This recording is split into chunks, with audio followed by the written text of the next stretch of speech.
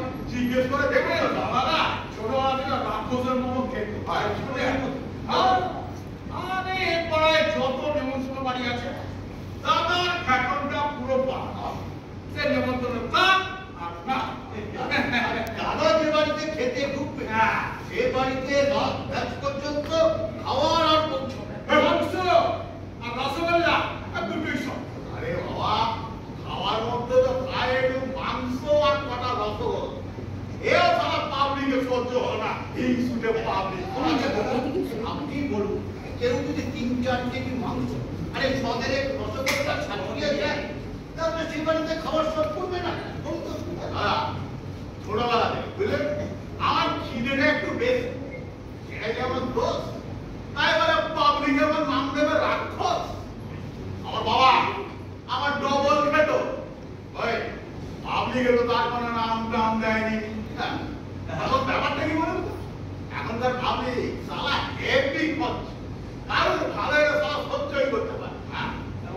এখনো এরকম খান?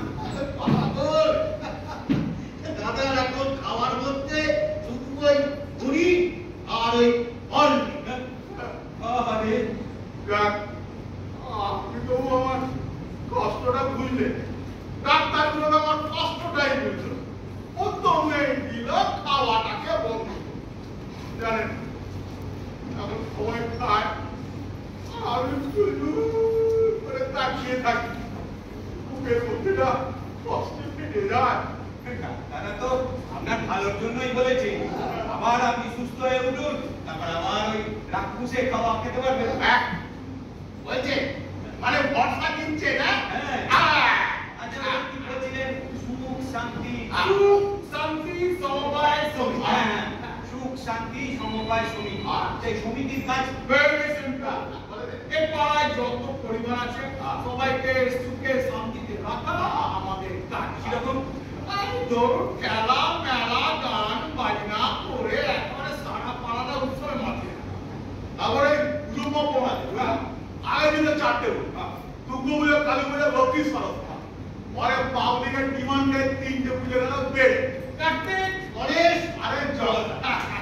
হয়েছি এবছর আরেকটা পুজো করার পরিকল্পনা আছে। কার পুজো? জমির জমির পুজো। আর অনেক গবেষণা করে দেখেছিলাম, বুঝলেন, এবার অনেক পাবলিক তারা এক বছর বিলকুল কেসে গেছে। এবার ঠিক করেছি ওই যমরাজের পুজো করে যমরাজকে শান্ত। কিন্তু মুশকিলটা কি হলো জানেন? কি যমরাজকে তো দেখতে কোনো সবাই বলতে পারছে না। আমরা কুমোরগুলোকে দিয়েছি কি রে? ওরা বললো দাদা ঘুমের মূর্তি তো কোনোদিনও বানায়। তবে হ্যাঁ, একটা যদি ছবি জোগাড় করে দিতে পারে তবে বানিয়ে দিতে পারে। আপনাকে বলা থাকলো, যদি আপনার শিক্ষিত মানুষ যদি একটা জমির ছবি জোগাড় করতে পারে না, তাহলে একটা ভোট আপনার কাজ ছাড় না। ঘুম কেমন দেখতে আমিও জানি। ঠিক আছে, তোর কোনো চিন্তা করিস না। আরে ভুতুটাকে বলা আছে তো। ওইটা ছবিটাকে ঠিক করো। আচ্ছা, আপনাদের এই সমিতির এই আনন্দ উৎসব ছাড়া আর কোনো কাজ নেই? আপনি ঠিক জানতে চাইছেন? না, মানে সেরকম কিছু নয়। আমি বলতে চাইছি মানুষের তো অনেক সমস্যা থাকে, সেইগুলোর জন্য আপনারা মানুষের সমস্যার সমাধানের জন্যই তো আমাদের জীবন। যুদ্ধ চালাই দিতে চণ্ডীর পাঠ সব আমরা করি। কিরকম? এই ধরুন কারো বাড়িতে বাজার নেই, বৃদ্ধ বাবা মা, আর ছেলে মেয়েরা সব পাগল মা। কি করছে? কি করবে? কি করবে? খালি একটা ফোন বাজার হাজির, কিংবা ধরুন তোকে হাসপাতালে নিতে হবে, কিংবা শ্মশানে। খালি একটা ফোন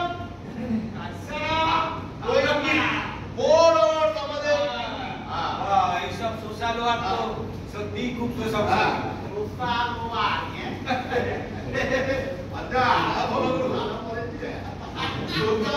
বলতে পারে না, তবে এই কাজ তো আর শুধু হয় না, তার জন্য একটা সার্ভিস চার্জ আছে। কিরকম? যেমন ধরুন গ্রুপ, যেমন ধরুন এই আপনি যদি সবজি বাজার করেন তাহলে তার একরকম রেট হবে। আবার যদি আপনি মাছ বাজার করেন তাহলে তার আরেক রকম রেট হবে। আপনি চিন্তা করবেন না, আপনি একদম চিন্তা করবেন না। টাইম মতো আপনাকে রেট চার্জ দিই। আচ্ছা পুরো আর করে দিস তো আসবা সামনে বলে বল। আপনার এই মাসে আমি মেম্বারশিপ পড়াচ্ছি না, ওটা সামনে মাসে। মেম্বারশিপ চাঁদা কত? বেশি না বছরের 5,000। আরে পুজোর চাঁদাটাও বলে দে। হ্যাঁ, চাঁদা কত? বলে পুজোর চাঁদা দেবো। সব পুজোর তো সমান চাঁদা হয় না। দুঃখ পুজোর যে চাঁদা হবে, লক্ষ্মী পুজোর তো সে চাঁদা আমি নিতে পারি না। তাহলে তো পাপি করে বেড়া প্রেসার পড়ে যায় না। কিন্তু চাঁদা চাঁদা ধরুন দিয়ে দুটো পুজো রে। এখন দাদা এই চাঁদার রেটটা আমার পাবলিকের ক্ষমতা অনুযায়ী ঠিক করে। যেমন 1 রুম ফ্ল্যাট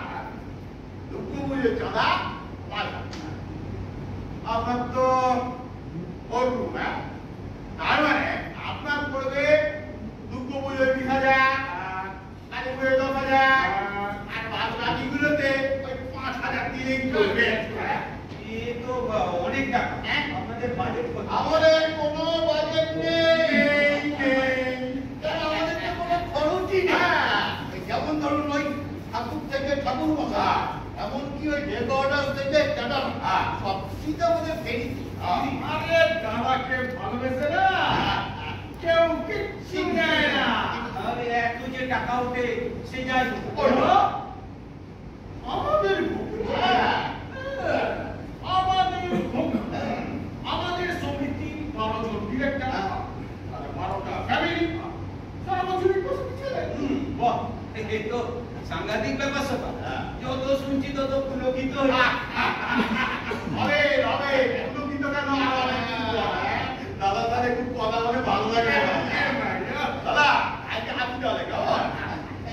আপনাদের মতো যত মালদার পার্টি এই পাড়াতেই আসে ততই আমাদের ভালো। মানে আপনি কিছু মনে করবেন ওদের ভালো করে কথা বলতে পারিস না, খালি সিলিপন টাং করি না। মালদাকে বলছিস মালদা। ও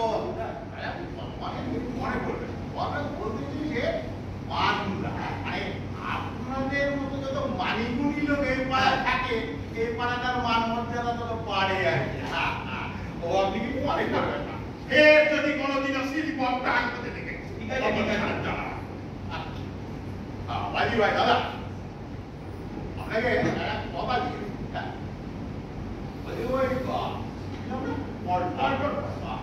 পল্টুর পাঠক আপনাকে ফেলারটা কততে বেঁচেছে? 50 লাখ।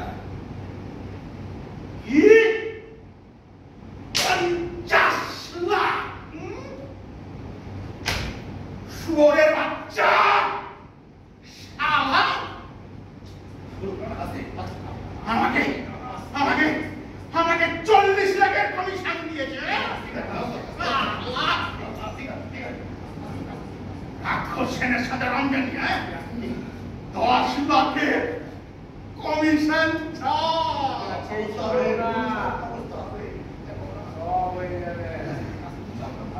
পাঞ্জাব সারা পল্টনকে পালিশ করার ব্যবস্থা কর। ও তুমি কিছু চিন্তা করো না, 2-4 দিনের মধ্যেই পলিশ হয়ে যাবে। হ্যাঁ বলে দিচ্ছি, কিছু চিন্তা করো না। আপনি মনে করবেন না জানি মাথাটা কেমন জানি হঠাৎ করে গরম হয়ে গেছিল। আমার শরীর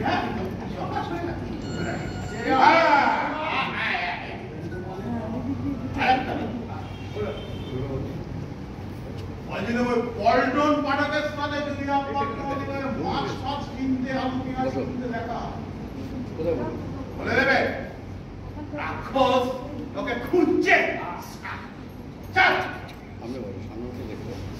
ফোন নাম্বার অসুবিধা হয় একটা ফোন করে আপনার আর যদি মনে করে কাউকে কেনাবে তাহলে একটা ফোন, আপনার কাজ সারা। কাউকে খেলাবো নিজেই কে নিয়ে পড়ছি আপনাদের। এইটা পেরে বলেছেন ভাই।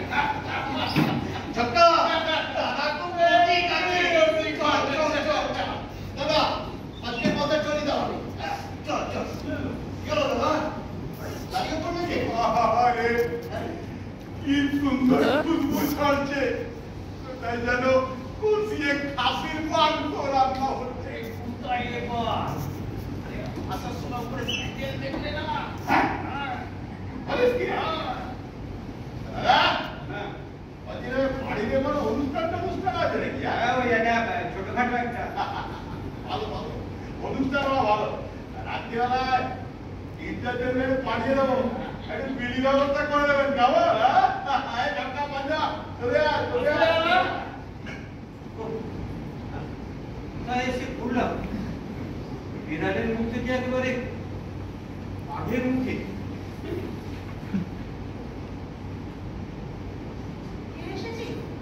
রাক্ষস।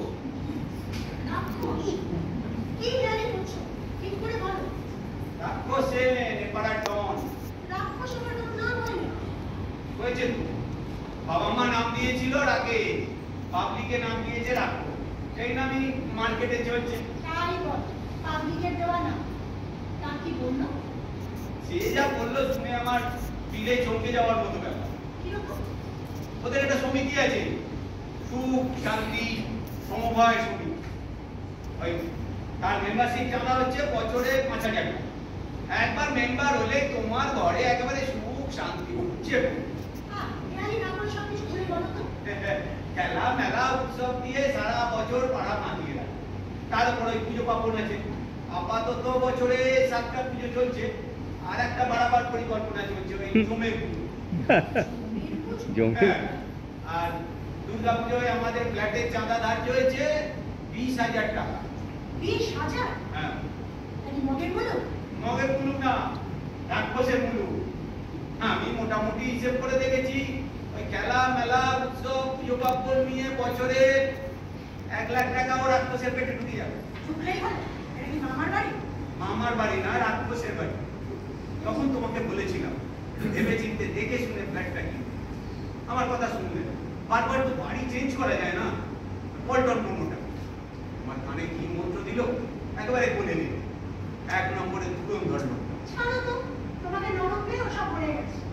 এরপর থেকে রাক্ষস এলে আমি হ্যান্ডেল করবো, দেখবো কত বড় রাক্ষস। মাঝি মাঝি আর সব কাম হয়ে গেছে, লিখে নি।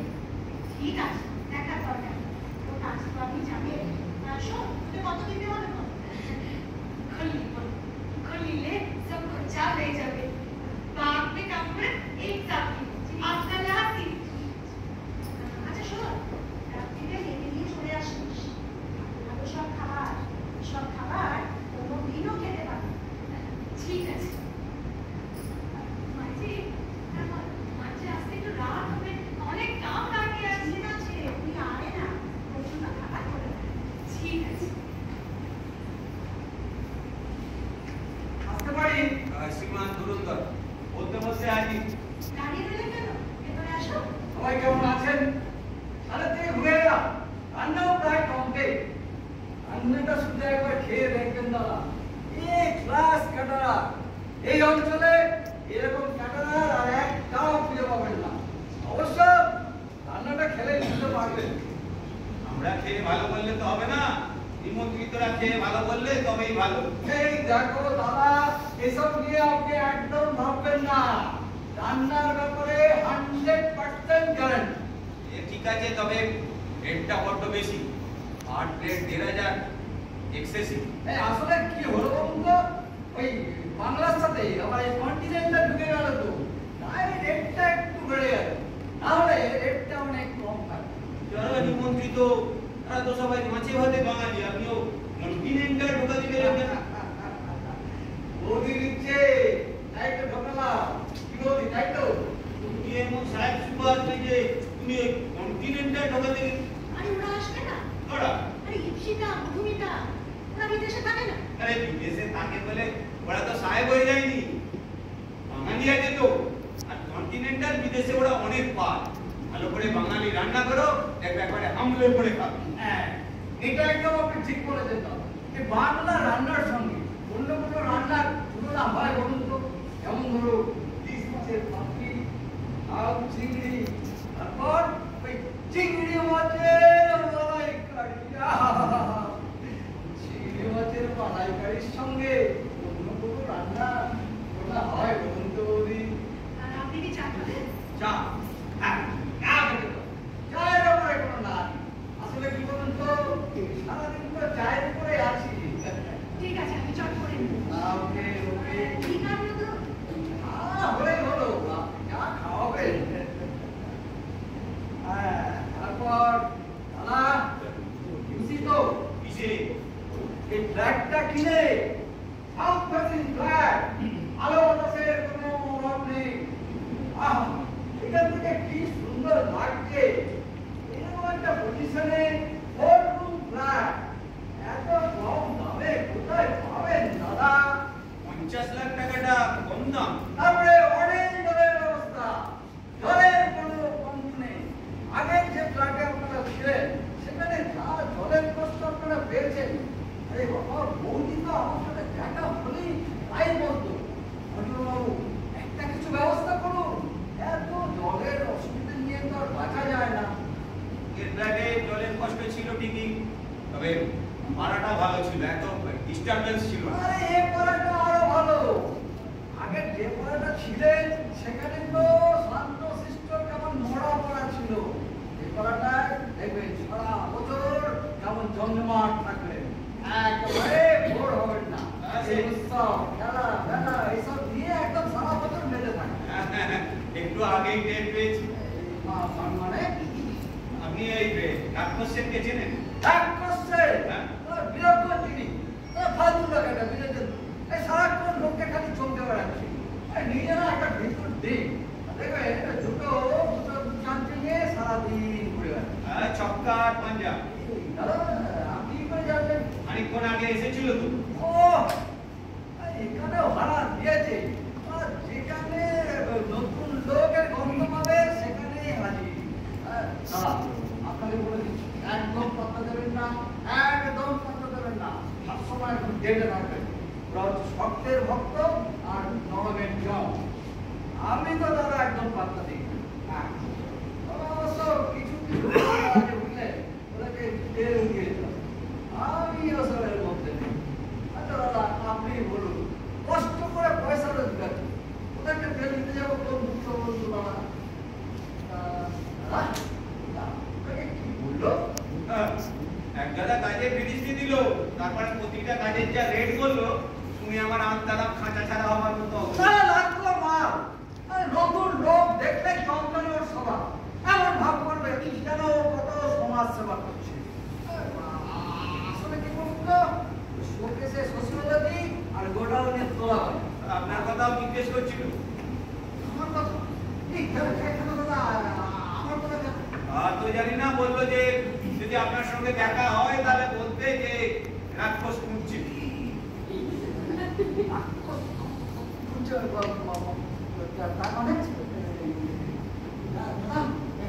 আর কি বললো? আর এই জিজ্ঞেস করছিল যে আমি এই ফ্ল্যাটটা কত দিয়ে কিনেছি। দাদা আপনি বলে দিয়েছেন? না বলবো কেন? দাদা ওই টাকার কথা শুনে কি বললো? শুনে রাক্ষস প্রথমে কেন খেপে গেল, তারপর নিজেদের মধ্যে কি কথা বলা বলি করছিল আমি ঠিক বুঝতে পারি। তবে কাকে যেন পালিশ করবার কথা বলছে। হ্যাঁ পালিশ। আপনার শরীর খারাপ লাগছে? তাহলে এত ঘামছি। গরম গরম যা গরম এসি রুমে কিছু না কিছু না। আমি না একদম ভুলে গেছি কি আমার জন্য মালদার পার্টি অনেকক্ষণ ধরে অপেক্ষা করছে। ওখানে যেতে হবে। চাটা খেয়ে যান। ও চা খেলে আর সময় নেই, চা খাওয়ার সময় নেই। চা খেলে একদম মারা পড়ে যাবো। আমি চলি বাবা, আমি চললাম।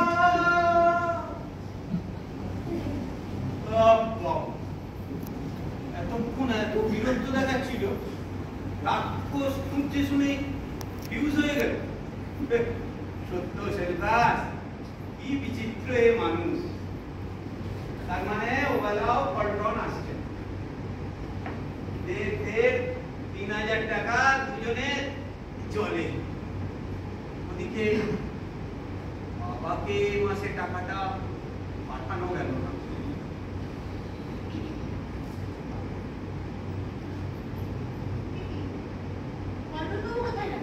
কেটে পড়েছে। রাক্ষস খুঁজছে শুনে ছুটে পুলির মতো বেরিয়ে গেল। মনে হয় বেশ কিছুদিন আর মুখ হবে না। সেটা বোঝো। আসে কখনো? রাক্ষসের ভয়ে এতক্ষণে বাংলাদেশ বর্ডারে পৌঁছে গেছে। রাখো এখানে, আমাকেই সব ক্ষতি করতে হবে। ঠিক আছে, তুমি চাটা খেয়ে চট করে ফ্রেশ হয়ে নাও। লোকজন আসার সময় হয়ে গেল। আমি ওপরে ক্যাটারিং এর ওখান থেকে হয়ে আসছি।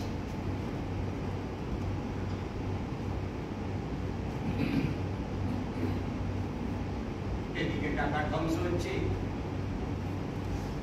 ওদিকে হয়তো মা বাবা না খেয়ে আছে। জেনে শুনে